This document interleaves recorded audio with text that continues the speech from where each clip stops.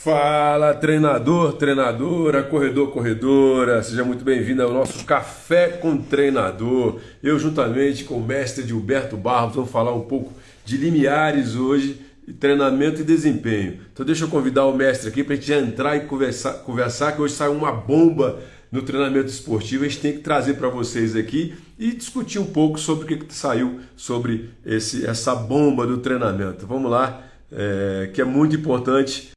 Treinadores, corredores, né? Edilberto, já te convidei aí para a sala para a gente trocar essa ideia, mestre.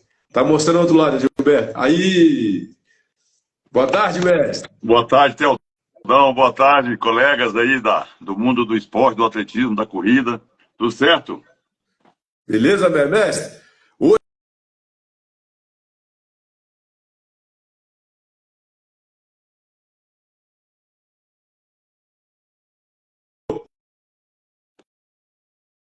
Treinador nível 3, eu acho, já do triatlo, fez uma pergunta, né? Já mandou para mim, pediu para te perguntar sobre esse feito aí desse grande triatleta de mais de 100% de VO2, no nosso papo hoje aqui sobre limiares, né? Limiar, treinamento e desempenho. Massa demais. Boa tarde novamente para quem está chegando. Um abraço. Vi que a Keilinha tá aí, Keila Barros aí, me aparenta aí, ó. Piauiense, casca grossa, vaqueira. Tá aí uma atleta olímpica e paralímpica aí, 800, 1.500.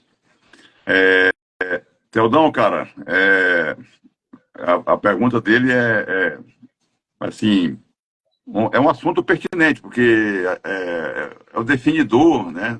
O VO2 e o limiar são os definidores, né, da capacidade de uma pessoa, desde a saúde, né, da questão vital, lá no comecinho mesmo, para a sobrevivência, até essa coisa que a gente viu hoje aí, o cara norueguês aí, o campeão olímpico do teatro, meter 103 de VO2. Eu sabia que, assim, lá há muito tempo, né, já há muito tempo que eu digo para quem é jovem, mas 20, 30 anos atrás, eu ficava imaginando como seria o perfil de uma pessoa que correria uma maratona sub 2 horas, né?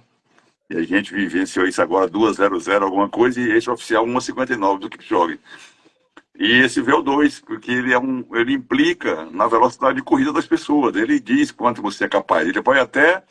Você pode até não usar todo o potencial que ele tem, você correr mais lento do que o que poderia correr, mas com ele baixo é garantido que você não vai correr acima dele também. Então, assim, ele é a gente chama aí de padrão ouro de avaliação, o VO2, e o limiar ele é um indicador importantíssimo, porque ele separa, é a fronteira entre metabolismo aeróbio e anaeróbio, e é um regulador de acidose para corredores de 800 e outros, e um regulador de economia de corrida para maratonista, por exemplo. Não só também desse mecanismo de ácido, o pessoal fala muito lactato, ácido lático, né? Que é a acidose metabólica, então ele está bem na fronteira. Tocou nele, quebra o equilíbrio existente, daí para cima começa a entrar em acidose de forma lenta, progressiva e vai até a acidose máxima. E essa região é uma região de uso dentro do aeróbio também, é a zona de uso máximo de glicose, às custas de um equilíbrio utilizando oxigênio. Então é uma zona para elite masculina aí de meia maratona, para as mulheres de 15 quilômetros aí também nesse meio. E é isso tudo que a gente citou aí. Muito decisivo conhecer essas variáveis aí para nós. E a pergunta do colega, se você puder repetir aqui para a gente esclarecer mais ainda, né? Porque quando tu falou, cortou um pouco a internet aqui, deu uma... Tá aqui, ó, o Tarcísio aí. Tarcísio, você me mandou. Olha aí. O Edilberto, já por transmimento de pensação, já me mandou também. E já estamos te respondendo aqui, fazendo uma live sobre isso, né? Não somente sobre isso, mas sobre os limiares. Grande abraço aí para você e para Fortaleza, Tarcísio. Tarcísio, vê se nós vamos fazer um camp aí, né, em Fortaleza, né, Gilberto? Tá faltando Fortaleza, fui sozinho uma vez. Manda ele chamar a gente aí, pô. Pois é. Eu estou aqui querendo fazer. Eu não fiz ainda, porque lendo aqui, mas vamos botar aqui. 103 dividido 103. por 3,5. O que eu faço aqui? Estou com o computador aberto aqui. 29,5 por hora. A van dele aproximadamente. Caramba, né, cara? Muito Assim, forte. poderia tolerar uma van, né, nesse ponto. Aí são aproximações, né, que a gente está falando Uhum. em ambiente de campo, de pista, né? Mas assim, é uma coisa absurda, né? Então, é isso, viu, Tarcísio? Prazer em te reencontrar. Esse esporte maravilhoso, estava comentando aqui com dois colegas aqui sobre e dos tempos aí da década de 2000, 2010 aí, que eu tive 10 anos aí de trabalho com teatro, aí tive a felicidade de trabalhar com a Mariana Rata aí, 2 Olimpíadas, vice-campeã da Copa do Mundo na Espanha, e é um esporte maravilhoso.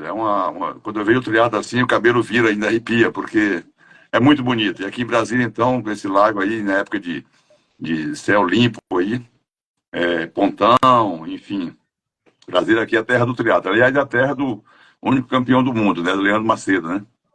Brasileiro de Beto. Vamos só voltar um pouquinho. Nós falamos desse grande triatleta aí, que bateu aí 103 de VO2, que é a nossa potência aeróbia máxima, está alinhado ali com a velocidade aeróbia máxima, né, no caso da corrida. E vamos voltar em relação aos limiares, né, que é o limiar treinamento e desempenho. Então, nós temos aí, em média, os autores colocam entre 3 zonas, 5 zonas, tem autor que usa até 7 zonas em relação ao limiar. Nós vamos falar mais sobre 3 zonas. Nós temos a zona 1, que vai até o limiar aeróbio ventilatório, né? Depois nós temos a zona 2, que é entre o limiar 1 e o limiar mesmo ali. Esse 1 está em 2 milimols, já que em repouso nós estamos entre 1 e 1,5 milimols de lactato em repouso, é isso? Aí Torno de chega um em mesmo, 2, né? em torno de 1,5, chega em 2, média de 2, que é o limiar aeróbio. Essa é a zona 1, até 2 milimols, tá? Limiar 1. Entre o limiar 1 e o limiar de lactato, que é o L2, ou ponto de pressão respiratória, ou IAT, né, que é mais o individual, lactato mesmo individual, né, da pessoa, não é em 4 milimols, você tem a zona 2, e dali para cima a zona 3, onde ali nessa zona 2 para 3 se encontra o máximo estado estável de lactato.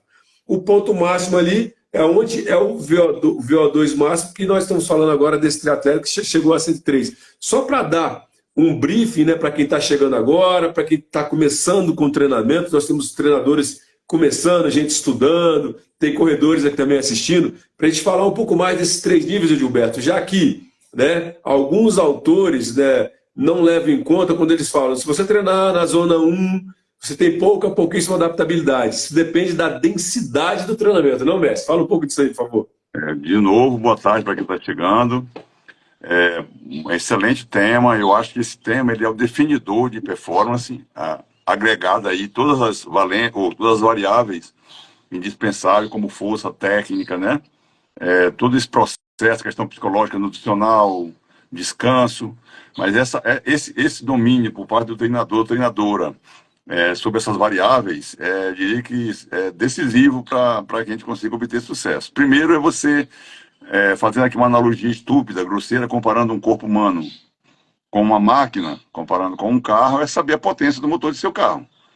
Quanto é que ele consegue de velocidade máxima, quanto é que ele faz em tal distância, quanto que ele usa de combustível e essa autonomia que ele tem. Nós somos não parecidos com ela, porque as máquinas que têm alguma tentativa de se parecer com a gente, né? A gente é muito mais perfeito, né?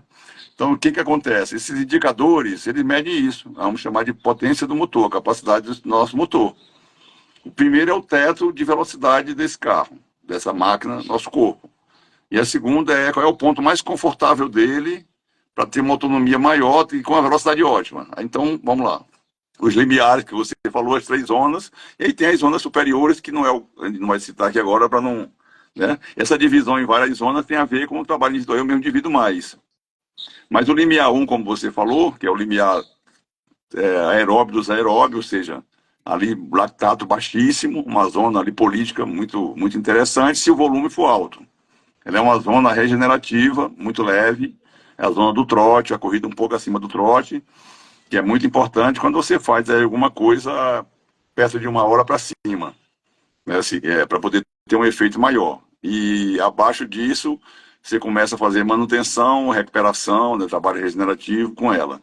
Muito importante. Por que é importante? Apesar de lenta, se ela demorar, ela exige das mitocôndrias, que é quem respira, um trabalho duradouro. Então, você melhora a capitalização, melhora a respiração celular, E aí, mais acima, vem entre eles dois, né, esse limiar e o próximo, que é o que a gente mais fala, o limiar anaeróbio. O limiar anaeróbio, por que que é anaeróbio? Porque é o teto aeróbio, aí se encerra ali, apesar da gente ter o domínio aeróbio até a velocidade dos 3 km para elite, e da milha para atletas um pouco mais baixo.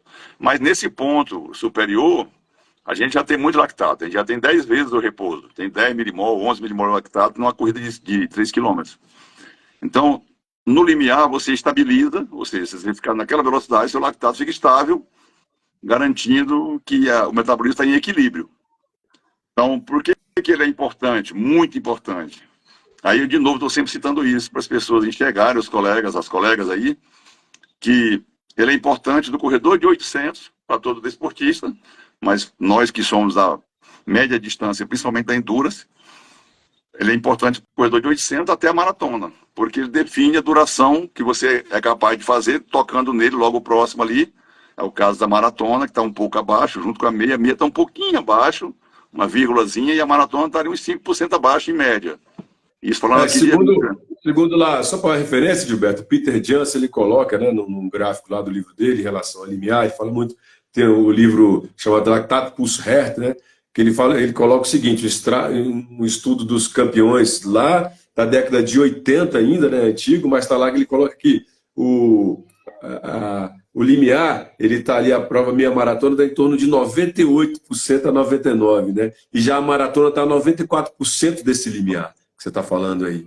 Aí o 10 já suplanta, né? 105, o 5 muito mais, não me lembro 10, muito bem, mas eu lembro muito bem a minha maratona e a maratona que você estava falando. É, os 5 mil em torno de 10 acima dele, por isso que dói pra caramba, né? Ah, tá, ele cita, Gilberto, só para lembrar, Monogarov, russo. Tá. Então, esse ponto, ele é decisivo, que a gente tenha, porque nem todo treinador, eu mesmo, dos 40 anos que eu trabalho com atletismo, fui ter lactímetro de 25 anos para cá. Então, ninguém vai estar furando o dedo de todo mundo toda hora, a orelha, ou ter agora estão produzindo, em condições de campo, de pista, os marcadores ventilatórios, né, e também os marcadores de gases, né, controladores de gases. Então, os córtex portáteis, que o cara pode treinar com ele. Inclusive, o cara de hoje tem um que ele usa, né, para treinar e, enfim. Mas, como eu dizia, Theo, de colegas, a importância dessa visão prática, e aí também a gente pode usar a velocidade crítica para enxergar esses pontos, aí meia hora para atletas iniciantes e amadores de corrida intensa, é a zona desse limiar 2, 45 minutos para quem corre bem, já quase elite, e 1 hora para os grandes atletas. É uma velocidade equivalente à do limiar, muito aproximada. Velocidade crítica e limiar tem uma correlação aproximada, muito aproximada. Então, voltando para esses pontos. Então, eu corro o dia todo, eu corro igual o Forrest Gump, uma semana, os ultramaratonistas correm no limiar 1. Os corredores de maratona correm um pouco abaixo do 2, acima do 1, abaixo do 2. É a limiar maratona. E as provas mais rápidas acima dele. Qual é a importância dele, voltando para isso, me identificá-lo? Primeiro a razão da respiração, ou a razão da utilização da produção de energia.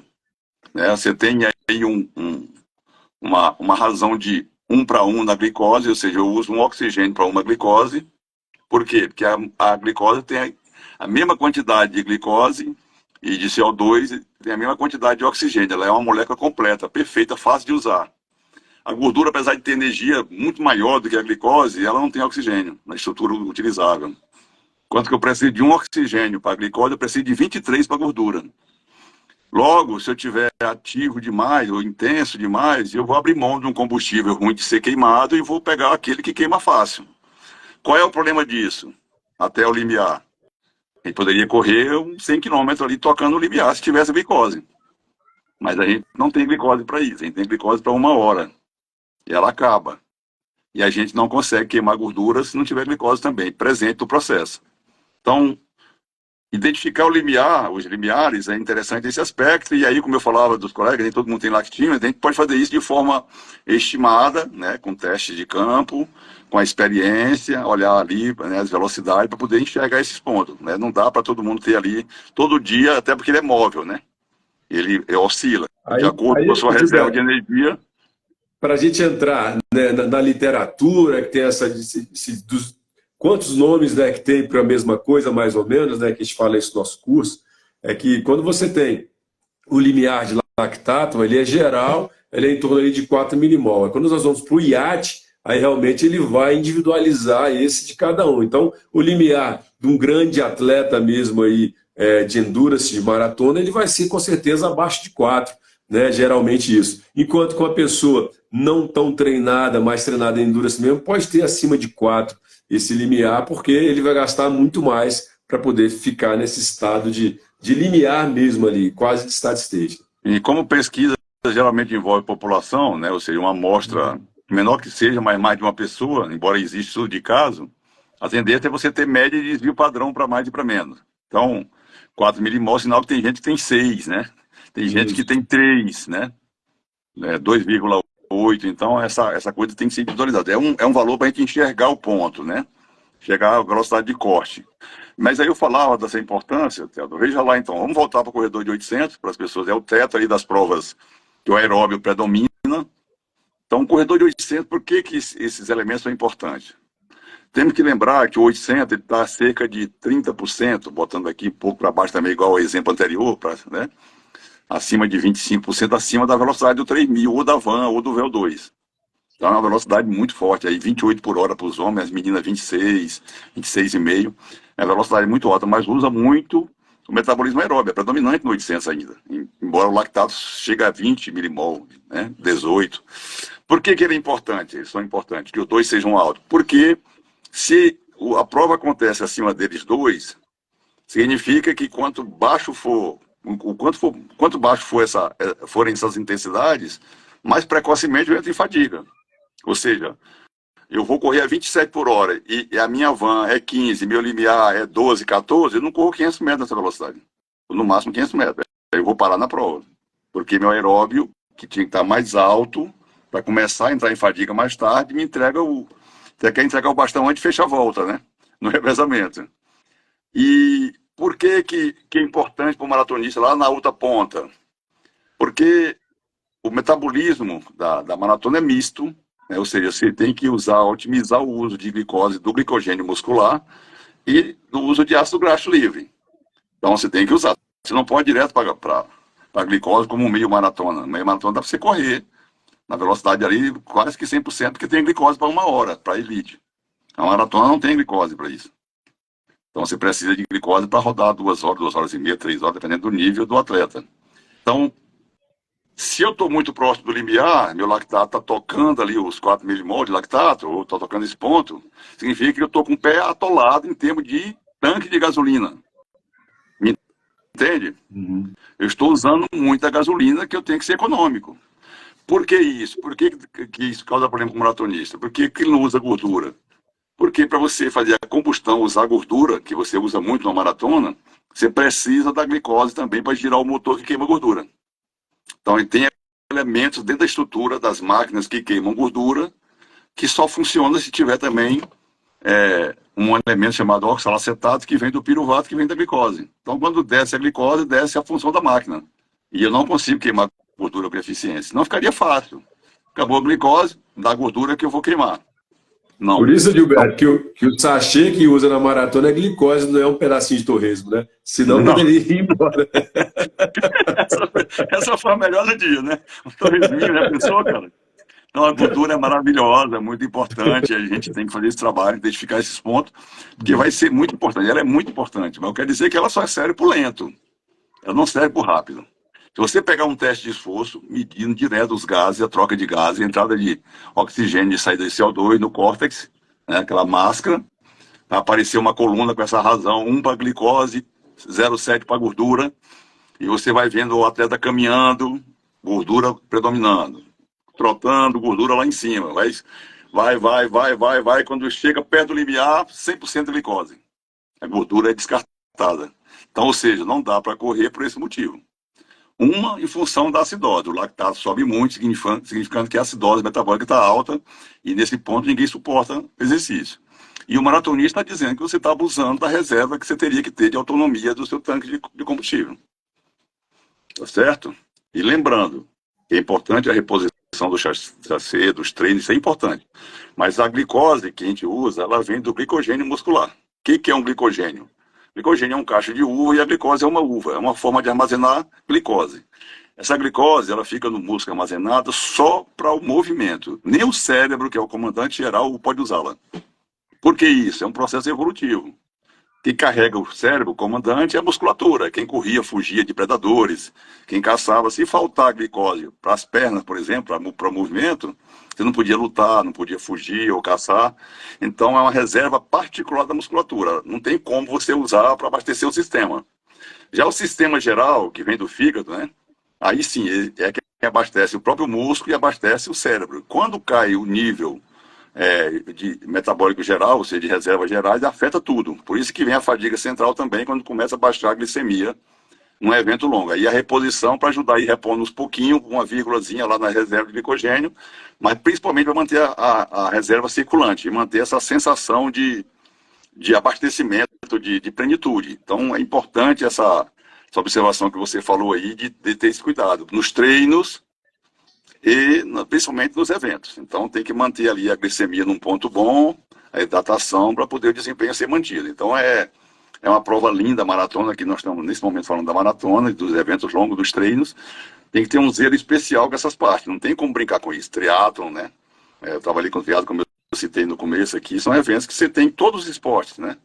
Na prova, uma prova de meia maratona, e a maratona tem que ter repositor. E nos treinos, para você garantir a saúde, né? Manter aí vamos dizer assim, essa reserva, esse estoque, essa condição de abastecimento que é demandada ali de forma continuada por muito tempo. Gilberto, só para lembrar, né, nós estamos com o nosso curso aberto, as inscrições, né? O link está na bio, é só entrar lá, programatreinadordecorrida.com.br, aqui vai estar na bio, que tudo isso a gente mostra no curso, né? Então, nós estamos falando de limiares, mas você pode atrelar vários parâmetros com esses limiares. Por exemplo, esse 103 que o Gilberto falou muito bem aí, a velocidade aeróbica máxima desse atleta, né, a van dele, os limiares 1, 2 e 3, todas as cortes de velocidade, você também pode casar as frequências cardíacas por zona de treinamento, né? Então tudo isso, existem valências que a gente pode atrelar para conseguir ficar muito mais fácil, como você trabalhar com pace, que é uma forma de ver velocidade, ou meia velocidade km por hora, para escrever o treinamento desse atleta por zonas, né? E você vai fazer daí que você vai montar todo o planejamento e decidir no momento dos métodos de treinamento, como fazer o fartlek, os intervalados, os tiros, né? As rodagens, seja rodagem tempo run, tempo de prova, seja a recuperação, os contínuos longos e até mesmo todos os métodos de treinamento você vai ter os parâmetros, né? E a gente usa muito aqui, a gente trabalha com isso por velocidade, que são os percentuais dessa velocidade aeróbica máxima. Você consegue montar esses cortes, e a gente ensina muito bem isso no nosso curso, você montar essa tabela para você prescrever, seja qual for a plataforma de treinamento, né, mestre? Para finalizar, mestre, para a gente acabar aqui o nosso bate-papo sobre os limiares de treinamento e rendimento, para a gente dar jogo e a gente voltar na quinta-feira de novo com o Café do Treinador. É uma massa demais. Então, é isso, é uma coisa simples, apesar dos nomes, limiares e tal, são pontos na velocidade do metabolismo para desempenho, no nosso caso, na corrida, que tem essas demandas utilizando o oxigênio. Nós estamos falando do aeróbio até o teto, lógico que tem a participação anaeróbia, né? Mas assim, esse ponto, e a gente enxergar no seu, de novo, voltando para o automóvel, em que marcha você tem uma estabilidade maior, você é mais econômico, ou em que velocidade. Enxergar esses pontos eu considero decisivo, assim, para que a gente possa ver. E tem testes de campo na prática que apontam, né, estimados, esses limiares, né? Do teste de 1.600 para amadores, né? Ou iniciantes jovens tem, o 3.000 metros também tem, com limiar de Simões, né? Que a gente consegue direcionar e você testa nos treinos. Não dá para você chegar na pista todo dia e tá com o atleta na mão como se fosse, faz uma avaliação por mês e durante 30 dias, 29 dias, você tem aquela pessoa naquele estándar, né? Não, é um organismo vivo, ele oscila. Então o treinador tem que jogar com isso. O que importa é dizer, ó, essa velocidade aqui está muito dura, essa aqui está muito confortável. Ó, o Sami aí, ó, Sami Sabadinho. Fala, Sami. Sabadinho, grande abraço. É, essa velocidade aqui está dessa forma, eu estou, né, com essa faixa, por isso que as zonas de intensidade, elas geralmente pegam um rango ali, muito comum 5%, aí eu divido às vezes em 2%, 2,5%, né, racho no meio para montar treino. Essas três grandes zonas aí, elas se tornam, eu divido em 6 zonas, 5, 6 zonas de trabalho, de acordo com, como você falou, a densidade do treino. Eu vou fazer um treino na zona 1, né? Ou seja, na zona mais leve de todas. E aí eu vou fazer um treino de 2 horas, é uma coisa, para um outra. E um treino de meia hora é outra coisa. Então tem todo um processo que você usa, mas isso é um critério da treinadora, do treinador, para estabelecer. O mais importante é que você venha conosco aí, fazer o curso com a gente está aí com essa estrada aí, né? Essa estrada aí já tem um tempo bom, felizmente tem dado certo, eu não fui preso ainda, né, Theo? Mas eu mais o Adalto, a gente é responsável por essa parte, na parte da World Athletics para a América do Sul. Inclusive, esse ano vamos ter um curso no Brasil, em Bragança Paulista, um em Cochabamba, na Bolívia, e outro em Bogotá, na Colômbia. E nosso curso, que além desse material da World Athletics que a gente usa, a gente também adaptou e pesquisou e buscou a composição voltada para atletas recreacionais, que é nosso nicho de trabalho. Eu trabalho com amadores, sempre trabalhei com amadores, né? E é importante ter esse domínio. Então, venham conosco, nós estamos aqui sempre, eu, o Teodão aí, o Adalto, na retaguarda forte aí, segurando tudo, Dona Renata aí, o bicho pega. E é isso, a gente também percorre o Brasil aí, aí vendo o Sami aí, nós estivemos em Curitiba, Rio, São Paulo, os outros estados aqui, Tá Goiás. faltando Fortaleza, vai Mas, falar pro Tarcísio. Vamos para Fortaleza, Tarcísio. Vamos lá agora. Fortaleza, pô. Olha, ó, pessoal do Pará aí, ó. Adriano Soares aí, também. Mas é isso. Então, Teodão, estamos juntos.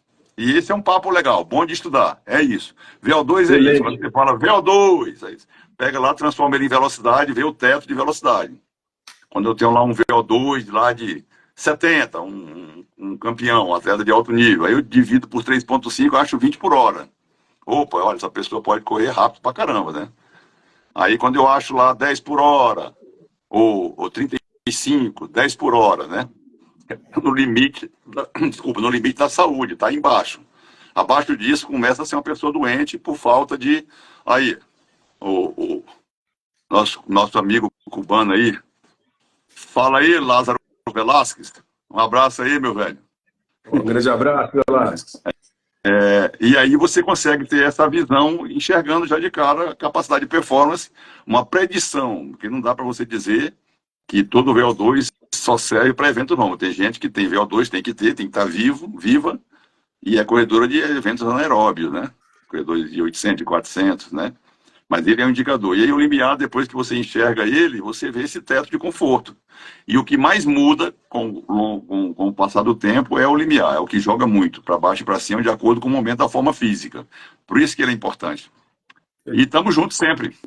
Edilberto, só para pegar a visão do que você falou aí, né? Das grandes provas aí de recordes mundiais, como Berlim, tem aquela esteira, né, que fica ali representando a velocidade do último recordista, no caso o Kipchoge lá, 21 por hora, né? E as pessoas sobem lá, não tem nem. O Kipchoge, ele tá ali, ele deve ter em torno de 25 km por hora de van, né? Então ele corre ali a 21, tranquilo, né? Para fazer toda a maratona, em média. Tem gente que não tem nem 15 km por hora de van, quando sobe daquela esteira, não passa ali 1 minuto correndo, a esteira joga ele lá para trás. Então, para ver que não tem o 100% dele, ele está suplantando, mais ou menos como se estivesse numa prova de 800 metros, né? O cara correu ali, daqui a pouco ele é engolido, ele é jogado, expulso da esteira. Então é mais ou menos isso que o Gilberto falou. Então é muito individual, né? Teve esse monstro hoje do triatlo chegando a 103 de VO2, uma coisa até que o treinador falou, né? O responsável pela equipe lá, Gilberto, falou que ele não tem nem parâmetros para poder comparar, porque né, primeira vez que chega assim, num VO2 tão alto. E fica a dica, né, gente? Fica lá. Vamos estudar, vem com a gente para o nosso curso, que a gente fala disso e muito mais no nosso curso, né, mestre? É isso. O Kipchoge precisa de um VO2 em torno de 72 mililitros para correr a maratona, não é o máximo dele, não.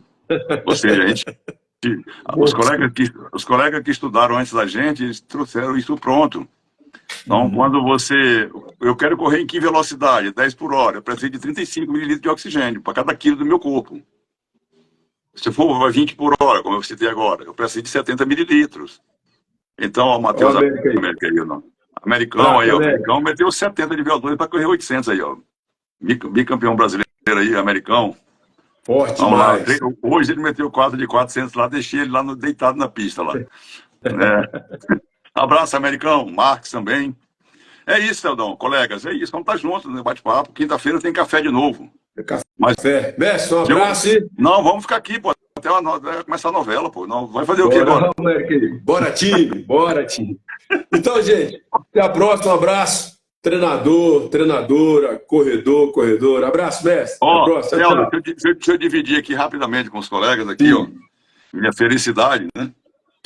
Aproveitar, sabe como é que a gente fica igual lá no interior do Nordeste, fala pinto no monturo, né? Então eu. Ah, mestre, o seu título aí. Parabéns, cara. Você foi homenageado, né? Foi, graças a Deus, cara. Fiquei muito feliz que eu, esses anos todos trabalhando fora do. Eu falo, eu e o Adal, tava brincando com o Lázaro, né? A gente que é do baixo clero, trabalha fora da escala de poder, não por ideologia, porque eu, meu emprego, servidor público, ia fazer atletismo sempre fora do expediente de trabalho, né? E aí o tempo vai passando, você fica achando que fez alguma coisa sempre, mas que não tinha esse valor. De repente você recebe uma comenda dessa aí, ao lado do treinador do João do Pulo, né? Ao lado do treinador da Ida dos Santos, né? Ou seja, professor Pedro Toledo, professor Montesano, do Rio de Janeiro, figuras, a própria Ida dos Santos, aí a gente é uma emoção muito grande. Então eu divido, compartilho com vocês a minha felicidade, eu dediquei a minha vida a esse esporte de forma, vou chamar de amadora no sentido de amor, né? Eu trabalhei voluntário esse tempo todo com os atletas chamados carentes, né? Quem pode pagar, paga, mas atletas de elite dificilmente, em toda a minha história com esses atletas, que 4 atletas me pagaram. Atletas que eu digo de campeão brasileiro nesse nível, né? Porque são atletas geralmente com muita necessidade, com muita dependência socioeconômica e então a gente receber esse prêmio é sempre motivo de alegria e fiquei muito feliz. Estou aqui até agora igual o menino quando ganha a balinha, né? Antigamente, né? Beleza? Mais que merecido, mestre. Muita gente dando os parabéns aqui, cara. E parabéns mais uma vez você, o Adalto, merecem mesmo. E muito mais que isso, pelo trabalho que vocês fazem. E o que vocês fazem aqui também, trazendo todo esse conhecimento aqui para a população geral, dessa forma muito popular e democrática que é a internet aqui e o blog. Não é não, mestre? Fazendo uma zoação aqui, o Lázaro, né? O nosso colega, ele é cubano e gaúcho, né? Ele é cubano. A gente fez um curso junto, nível 4, em Santa Fé, na Argentina. A gente como aluno, né? E aí ele tem uma história com o venezuelano para contar, mas não dá para falar aqui agora. Mas eu nunca ri tanto na minha vida. A gente, rapidamente, a gente estava na sala de aula, ele em memória aqui, o Peçanha, o pai do Fabiano Peçanha, atleta olímpico do 800 lá do Sul também, e a gente montou um microciclo semanal e aí os microciclos ficavam na sala de aula colados nas paredes para os professores avaliarem, todo mundo ver e discutir, né? E aí nós montamos esse microciclo, nós três, ele e o Peçanha, e aí quando a gente começou a olhar a parte de cada um, aí começamos a rir muito, cara, porque a gente matou o atleta matou 3 vezes a atleta. E a gente começou a rir e apontar na direção da nossa planilha, que era grande, esses papéis de embrulho grande, né? E no meio do caminho tinha um venezuelano, e ele olhou para trás e achou que a gente tava rindo dele, cara. Mas esse cara apelou, meu. Aí lá. Apelou, foi uma confusão toda, cara. Ele achava que a gente tava rindo dele, nem sabia nem quem ele era, nem tinha ideia, né? E aí foi engraçado demais. Aí ficou marcado esse momento. Tem outras histórias mais aí, mas é isso. Então tá vendido aí, como é que é? O pão de queijo do mineiro, a rapadura e a paçoca de carne de sol do nordestino e o piqui do goiano, e aí vai. O churrasco do gaúcho e a feijoada do carioca e do baiano e do brasileiro. Tamo juntos. Abraço, até a próxima. Treinador, treinadora, corredor, corredora, mestre. Tchau, tchau. Até a Valeu, próxima. Daldão, valeu. Tamo junto. Tamo junto.